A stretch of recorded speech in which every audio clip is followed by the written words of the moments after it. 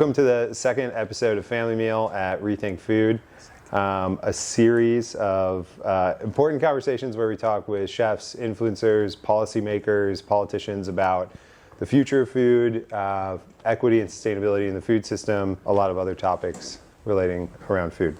I'm Matt, I'm the founder and CEO of Rethink Food, and today I'm here with Chef Michael Schwartz, who's a great partner of Rethink in Miami. The owner of the Genuine Food Hospitality Group, James Beard Award-winning cookbook author. He is our key partner in Miami. The partnership between his restaurant group and Rethink Food has been incredibly impactful. This November, we believe we'll cross the $1 million fundraising line, making around 200,000 meals for food insecure folks in the Miami area.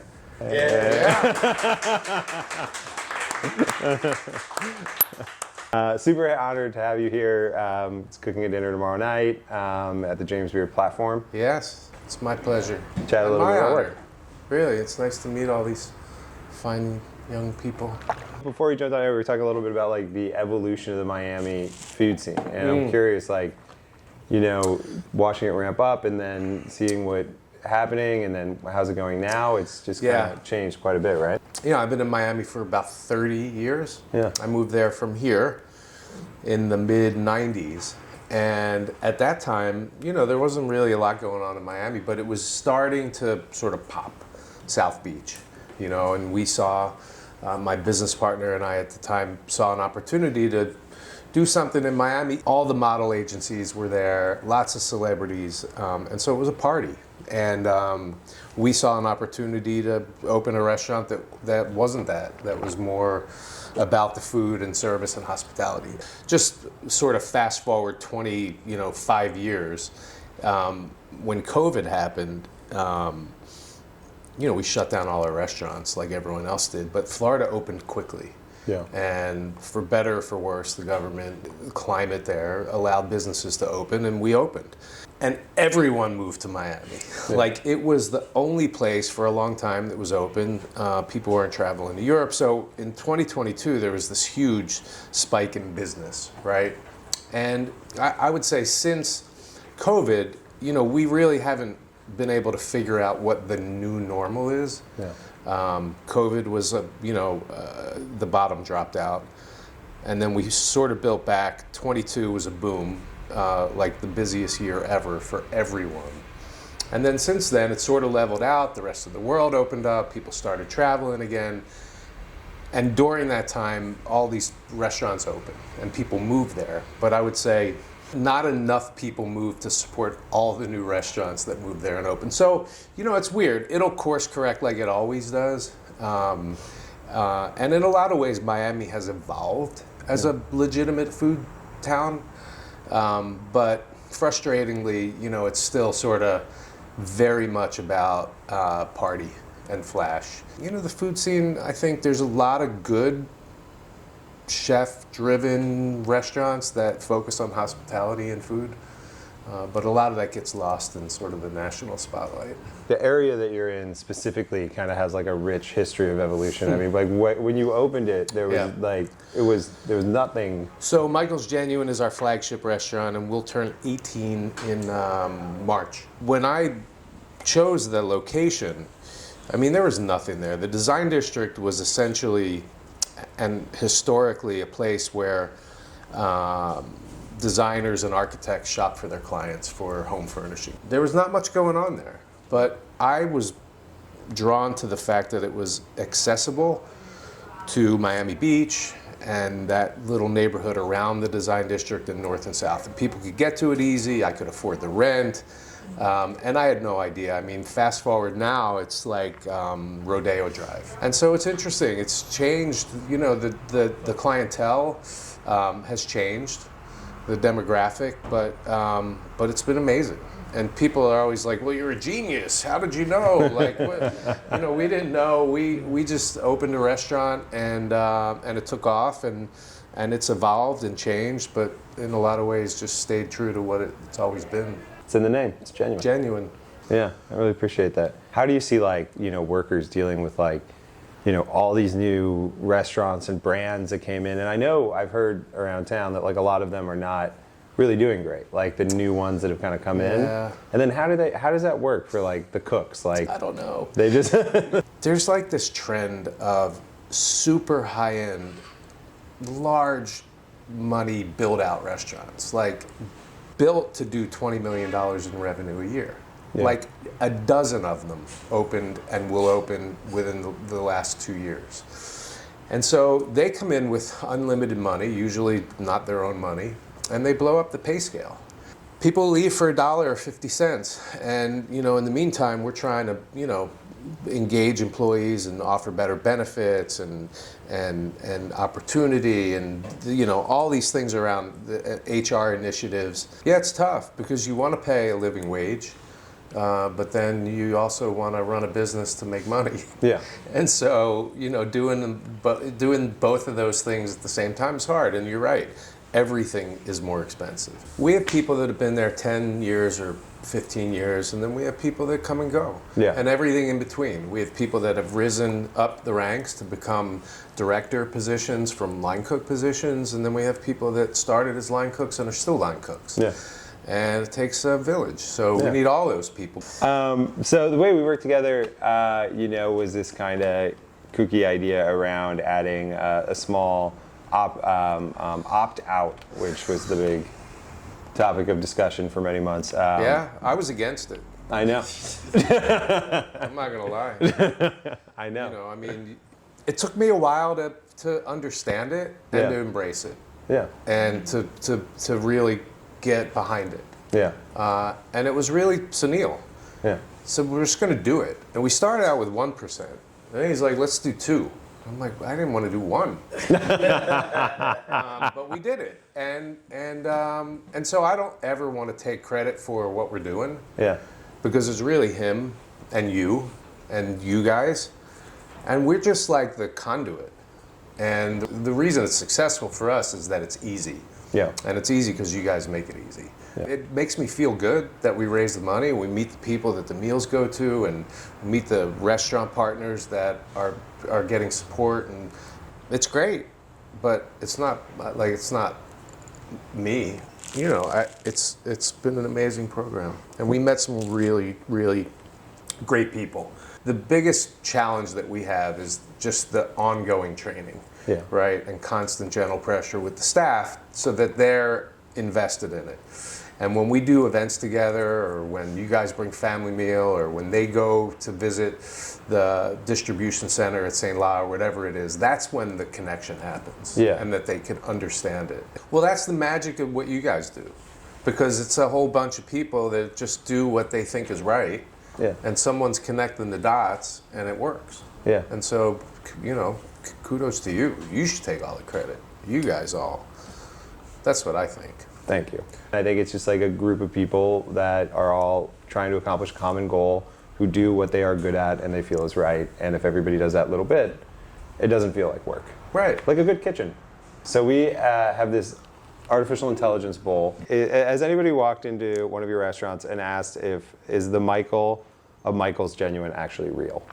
Yeah, so that's a good one. That's a good one.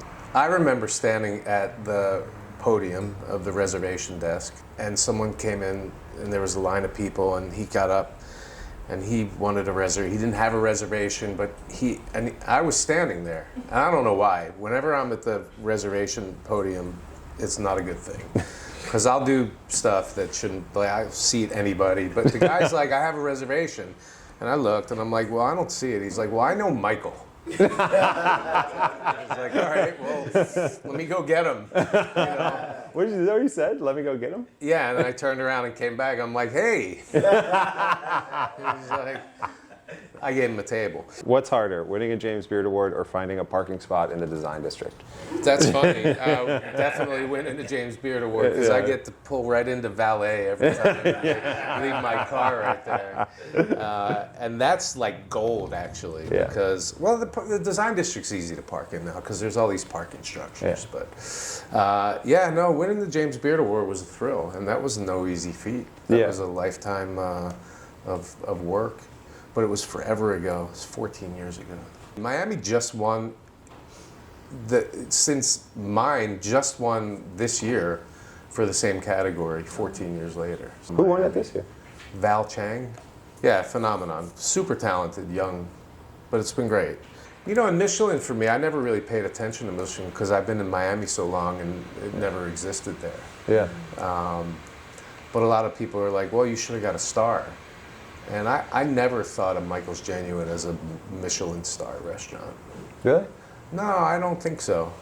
I think it's more of a just the everyday, you know, sort of American brasserie slash bistro. What is the best piece of advice that you ever received? Have a plan. Have a plan. Yeah. It's perfect. How do you, in the spirit of our mission, creating a sustainable natural food system, what are they doing, or what should our industry be doing to bridge the gap to give spaces for genuine culinary innovation, which may come by unique messengers that may not have the access to that network of investors, or is that tension our industry exists in? You know, do cuisine and the infrastructure of the cuisine, what is more valuable? It's like two separate communities. Yeah. The people that go to these restaurants and people that go to other restaurants, right? What I try to do is shine a light on the small independent restaurants. Give me some of the new cutting edge challenges coming up in Miami that we should be on the lookout for. See, cutting edge, you know, I don't know, man. Cutting edge is a tough one for me. Subjective. Yeah. What's a new nice spot? You know, I'll give you an example. And this, you know what? This is one that sort of might toe the line, right? So there's a restaurant called Jaguar Sun in Miami. And it was really a cocktail bar. And it was a small restaurant. And they had a small little menu. They didn't really even have a proper hood. So they just cooked pastas, and food was really good, cocktails good vibe, great. During COVID, they had an opportunity to take a space in a neighborhood called Little River. And they took over this big warehouse space and did a pop-up. And it was a steakhouse. And it was wildly successful. They did a really good job. And then fast forward, they signed the lease there. And over the last couple years, built out a proper restaurant. That could be a restaurant that I think is sort of represents the toe in the line between the clubstrants and the local independent operators. What's the best meal you've had in Miami recently?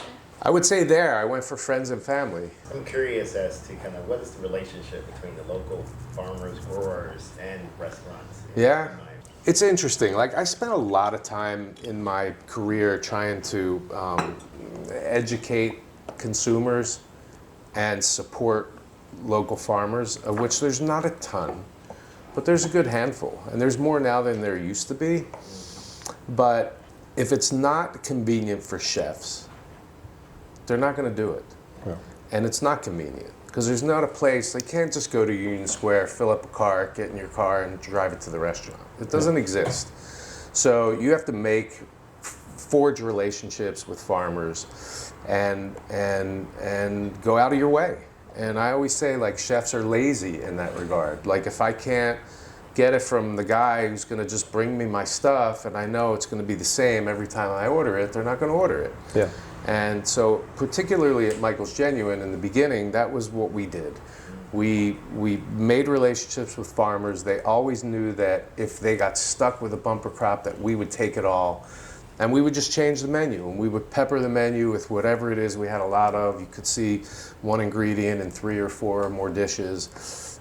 We got away from that a little over the years, and now starting to get back to it. There's more farms than there used to be, but it's still not like easy to connect with farmers and get farm product. Yeah. There's a shrimp farm in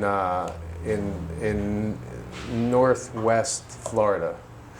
And look, for me, like, farmed fish was always like a no-no, right? Yeah. But the reality is that we'll all be eating farmed fish one day because the supply is just diminishing. So we always look for farmed, fish, people that are doing it right. And so we found this company, and they're awesome. And then so they harvest to order. Oh, cool. So when we place our order, they harvest it and they send it. And it's fresh, it's not frozen. Same with like cobia. There's a farm in Panama It's kind of far, not local, but they're farming the fish in pens in the ocean. And so we do a lot of business with them because we sell a lot of fish, and so we went down and learned about the process, what they feed them, how they raise them, and how they harvest them. And the same thing, they'll harvest them, bring them in, process them right there, and ship them. Wow. And it's a beautiful product. So we print the menu every day, so it gives us flexibility. So when you started your business, you probably had like goals and a vision of where you were going. Where you are right now, how is it similar or different from that vision? It was like a last-ditch effort to stay in Miami and not feel ashamed of my career, right? Because I made some bad decisions. When I opened it, I just wanted a place that I felt a connection with, you know, and I didn't aspire to scale it. I didn't think I was gonna have a brand. I just wanted to cook the food that I wanted to cook and wanted people to like it. Michael's Genuine became a brand. We replicated it and opened it in Grand Cayman and Cleveland. And then we did offshoots on cruise ships. None of that was what I envisioned. I just wanted to not have to leave town and be able to feed my family and be proud of something that I created. And that's the truth. Yeah. And so, you know, sort of, I think what I learned over the years, and a lot from Sunil, to be honest with you, is that having a plan's kind of important. You know, like strategy instead of just tactically reacting. You know, and to be honest with you, we got to a point where we had 11 restaurants, or 12, including licensing deals, and we're down to 4 now, and it feels good to me. Thank you so much. It was great. Thank you guys. Keep doing the good work, man. We really appreciate what you guys are doing. We're excited to celebrate this year and hit $1 million raised, and hopefully we get some more people to do what we're doing. This milestone and the celebration that we could have around it and the press that we could build around it will have a halo effect to then inspire other people to do it. Well, thank you so much for coming. Thank you. Appreciate it. Thank you.